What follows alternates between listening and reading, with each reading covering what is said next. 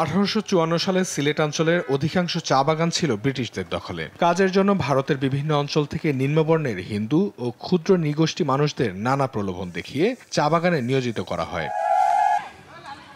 তবে অল্প সময়ের মধ্যেই তাদের জীবন দুর্বিষহ হয়ে ওঠে। কঠোর পরিশ্রম, মানবেতর জীবনযাপন ও মৃত্যুর মুখোমুখি হতে হয় অনেককে। এই অবস্থার প্রতিবাদে প্রায় 30,000 শ্রমিক তাদের বাড়ি ফেরার উদ্দেশ্যে সিলেট থেকে পায়ে হেঁটে মেঘনা স্টিমার ঘাটে পৌঁছায়।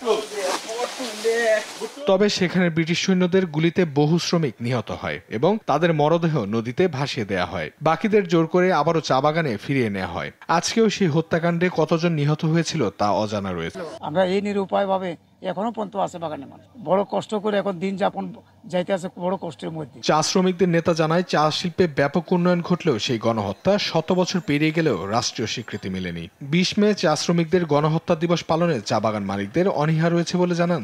দেশে চা জনগোষ্ঠীর সংখ্যা প্রায় 8 লাখ। প্রজন্মের পর প্রজন্ম তারা চা শ্রমিক হিসেবে কাজ করছে। সময়ের সাথে তাল মিলিয়ে শুধু মজুরি নয়, জীবনযাত্রার মান ও অন্যান্য সূচকে তারা আজও পিছিয়ে।